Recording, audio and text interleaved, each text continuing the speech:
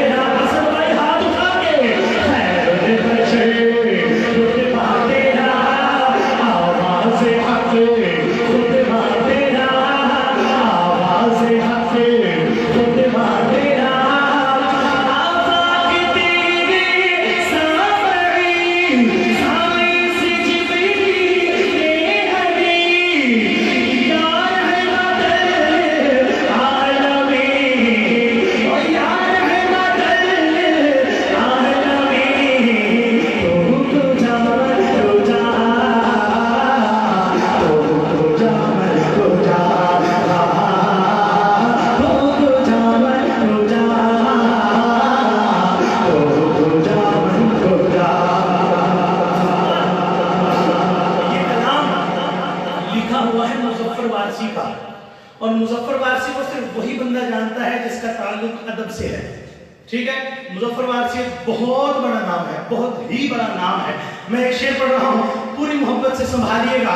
رات کے 1 بجنے والا ہے اور صرف 4 منٹ باقی ہے 1 بجنے میں, لیکن ظہیر فاروقی سنا رہا ہے مظفر وارثی کی لکھی ہوئی بات, اور سننے والے دیوانے اس محبت سے بیٹھے ہیں کہ آج تو سناتا جا, ہم تو سننے آئے ہیں. توجہ کرنا, لکھتے ہیں مظفر وارثی صاحب, ذرا آپ نے شعر میں ڈوبنا ہے, ڈوبنا ذرا ہوتا ذرا ہونا. کیا لکھا مظفر وارثی نے؟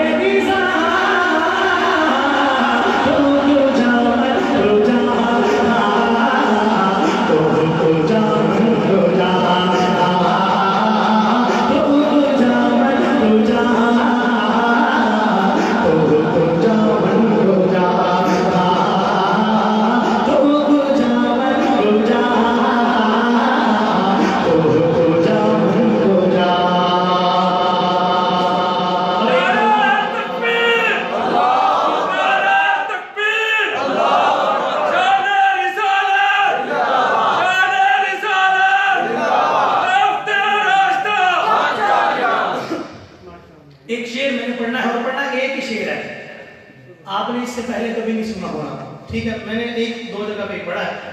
ڈیرہ اسماعیل خان میں 1 فروری کو ہماری بزم حسان پاکستان کی ایک بہت بڑی محفل تھی, ہزاروں کا مجمع تھا. وہاں میں نے ایک شعر پڑھا, اور آپ یوٹیوب پہ ابھی دیکھیں گے, چند دن ہوئے اس کو اپلوڈ ہوئے اور ہزاروں سے زیادہ ویوز ہو چکے ہیں. میں ایک شعر وہی پڑھ رہا ہوں, انشاءاللہ ہلا والے یاد رکھیں گے. باقی کلام انشاءاللہ پھر آیا تو پڑھوں گا. یہ ایک شعر آپ کو سنا کے جا رہا ہوں. لکھتے ہیں شاعر, بہت خوبصورت کلام.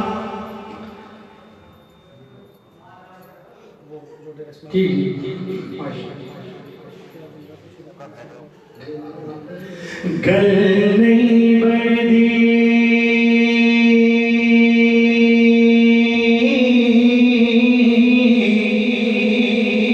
دلاؤں میں تحفہ دے کے جا رہا ہوں, آپ کو یاد رکھو گے انشاءاللہ.